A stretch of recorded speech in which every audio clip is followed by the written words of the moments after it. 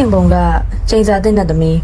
အချိန်လုံးကကောင်းငင်ဘုံရဲ့အလှဆုံးအတောက်ပဆုံးနှတ်သမီးလေးဖြစ်ခဲ့ဘူးလေဆယ်လင်းဟာသူ့ရဲ့တောင်ပန်တွေကျိုးပဲ့အလှပတွေပျက်စီးကကဘာမြေအောက်လှိုင်ကူနှက်ကြီးတစ်ခုထဲမှာပုံအောင်နေခဲ့ရပါတယ်။မရဲ့ခန္ဓာကိုယ်ကိုတန်ကြီးတက်နေတဲ့တန်ကြက်ကဝစ်စုံနဲ့ဖုံးကွယ်ထားပြီးနှတ်သမီးတစ်ပါးဖြစ်ခဲ့ပူပါတယ်လို့ဘယ်သူမှမထင်မှတ်မိနိုင်လောက်အောင်ကြောက်စရာကောင်းတဲ့ပုံရိပ်ကိုဖန်တီးထားပါတယ်။ဒါပေမဲ့နေ့တိုင်းညတိုင်းသူမဟာတောင်ပေါ်ကမြင့်မားတဲ့ရွှေအောင်နန်းတော်ကြီးကိုမုန်းတီးစွာစိုက်ကြည့်နေခဲ့ပါတယ်။အဲ့ဒီနန်းတော်မှာနေထိုင်သူကတော့သူမရဲ့တစ်ချိန်ကချစ်သူအခုတော့အမောင်တုရှင်ဘရင်အမူခံထားတဲ့ဇိုင်ရွန်ပါပဲဇလန်ကနှစ်ပေါင်းများစွာအရင်ကိုပြန်ရောက်ပါတယ်ဇယ်လင်းနဲ့ဇိုင်ရွန်တို့ဟာကောင်းကင်ဘုံရဲ့အချစ်ဆုံးဆုံတွဲဖြစ်ခဲ့ကြပြီးငိမ့်ငိမ့်ရဲ့နတ်ဖျားမဖြစ်အပူဇော်ခံရသူတွေပါဒါပေမဲ့ဇိုင်ရွန်ဟာလူသားတွေလွတ်လပ်တဲ့ဆန္ဒကိုညှို့ပြီးကောင်းကင်ဘုံရဲ့တင်းကျပ်တဲ့စီးမြင့်တွေကိုမလိုလားခဲ့ပါဘူးသူဟာကောင်းကင်ဘုံကိုပုံကံမှုစူးစမ်းတဲ့အခါမှာဆယ်လင်းကချစ်ချင်းမြတ်တာနဲ့တာဝန်ကြားမှာရွေးချယ်ရခတ်ပေမဲ့နောက်ဆုံးမှာတော့တာဝန်ကိုရွေးချယ်ခဲ့ပါတယ်ကောင်းကင်ဘုံကိုတိုက်ပွဲမှာဆယ်လင်းဟာကိုရိုင်းဦးဆောင်ပြီးဇိုင်ရွန်ကိုဖမ်းဆီးခဲ့ပါတယ်ပြစ်ဒဏ်အနေနဲ့ဇိုင်ရွန်ရဲ့စွမ်းအားတွေကိုရုပ်သိမ်းပြီးကမ္ဘာမြေပေါ်ကိုနှင်ထုတ်ခဲ့ပေမဲ့သူလုံးဝမသိနိုင်အောင်ထာဝရအာဏာမမောခြင်းဆိုတဲ့ကျင်းသားတစ်ခုကိုပါတက်ရောက်စေခဲ့ပါတယ်အဲ့ဒီအချိန်တုန်းကဆယ်လင်းအတွက်ဒါဟာတရားမျှတတဲ့အဖြစ်ဒဏ်လို့ယူဆခဲ့ပါတယ်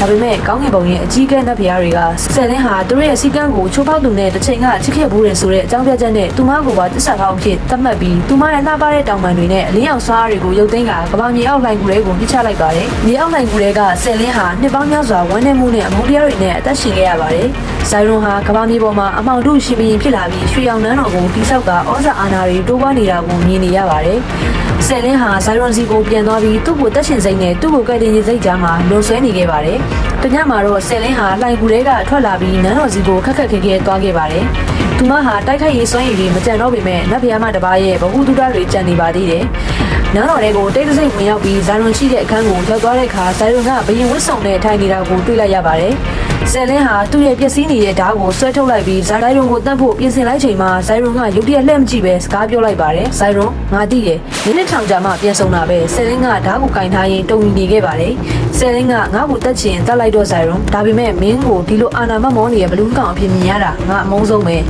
ဇိုင်ရွန်ကထိုင်ရာကထားလိုက်ပြီးသူ့ရဲ့ဘရင်ဝတ်စုံကိုဆွဲဖြုတ်လိုက်တဲ့အခါသူ့ရဲ့ကြောဘမှာဆယ်လင်းနဲ့သူ့ရဲ့စစ်ပွဲတုန်းကတိုက်ခိုက်မှုဒဏ်ရာတွေအပြည့်နဲ့သူ့ရဲ့ရင်ဘတ်နာကပိတ်ကျဲစားနဲ့စီးနှောင်ထားတဲ့တင်းငယ်တဲ့အလင်းသားလေးတစ်ခုကိုတွေ့လိုက်ရတယ်ဇိုင်ရွန်ငါ့ကိုမင်းဘာလို့ဖမ်းဆီးခဲ့လဲဆိုတာငါသိပါတယ်။ကောင်းကင်ဘုံရဲ့စီကံကိုမင်းချစ်ခဲ့လို့မဟုတ်ဘူး။မင်းကငါတို့ရဲ့ကလေးလေးကိုကာကွယ်ခြင်းလို့ငါအပြစ်တက်ကိုလက်ခံခဲ့တာမဟုတ်လား။ဒီအချိန်မှာပဲဇိုင်ရွန်ဟာသူ့ရဲ့ရှင်ဘက်ကပိတ်ကျဲစာလေးကိုဖြီးလိုက်တဲ့အခါအဲ့ဒီအလင်းတန်းလေးဟာတခြားဟာမဟုတ်ပါဘူး။ဒါဟာသူနဲ့ဆယ်လင်းတို့ရဲ့သမီးလေးအင်မရာကိုကောင်းကင်ဘုံကပြစ်ဒဏ်မပေးနိုင်အောင်ဇိုင်ရွန်ကပုံကံမှုမတိုင်ခင်သူ့ကိုယ်တွေကိုလျှို့ဝှက်စာထည့်သွင်းဝတ်ထားခဲ့တဲ့သူမရဲ့ဝိညာဉ်ဖြစ်နေခဲ့ပါတယ်။ဇိုင်ရွန်ဟာကောင်းကင်ဘုံကိုပုံကံတာကကလေးကိုကာကွယ်ဖို့အတွက်နတ်ဖျားတွေရဲ့အာယုံကိုလမ်းလွှဲဖို့ဖြစ်ပြီးဆယ်လင်းကလည်း SD စီစဉ်ကိုကြိုသိရအတွက်အဖေနဲ့မေနှစ်ယောက်လုံးတွေကတယောက်ယောက်ကတော့ကလေးကိုကာကွယ်ပေးနိုင်ဖို့ဆိုတဲ့စိတ်နဲ့ဇိုင်ရွန်ကိုဖမ်းဆီးပြီးအပြစ်ဒဏ်ပေးဖို့ဟန်ဆောင်ခဲ့တာပါဇိုင်ရွန်ရဲ့ထာဝရအာဏာမမောခြင်းဆိုတဲ့ချိန်စာကလည်းကောင်းကင်ဘုံကသူ့ကိုချမှတ်ထားတဲ့ချိန်စာမဟုတ်ပဲသူ့သမီးရဲ့ဝိညာဉ်လေးကိုသူ့ရင်ဘတ်ထဲမှာထာဝရကာကွယ်ထားနိုင်ဖို့အတွက်သူကိုယ်တိုင်ဖန်တီးခဲ့တဲ့စာဖြစ်ပါတယ်ဘရင်ဝတ်စုံနဲ့အမောင်တုရှင်ဘရင်ဟန်ဆောင်နေခြင်းဟာကောင်းကင်ဘုံကလာရောက်စစ်ဆေးခြင်းကိုရှောင်ရှားဖို့အတွက်ဖြစ်ပါတယ်။တယ်လင်းကဓာတ်ကိုလွတ်ချလိုက်ပြီးဇိုင်ရွန်ကိုဖတ်လိုက်တဲ့အခါနှစ်ယောက်စလုံးရဲ့ခန္ဓာကိုယ်တွေဟာအလင်းတန်းတွေအဖြစ်ပြောင်းလဲသွားပြီးသူတို့ရဲ့သမီးလေးဝိညာဉ်လေးစီကိုစီးဝင်သွားခဲ့တယ်။သမီးလေးရဲ့ဝိညာဉ်ဟာကြီးမားတဲ့ချွေရောင်လိပ်ပြာအဖြစ်ပြောင်းလဲကနန်းတော်အပြင်ဘက်ကိုပြန်ထွက်သွားပြီးကောင်းကင်ဘုံစီဥတီပြန်တန်းသွားပါတော့တယ်။ဇလန်လေးကတော့ဒါပါပဲရှင်။ကျေးဇူးအများကြီးတင်ပါတယ်။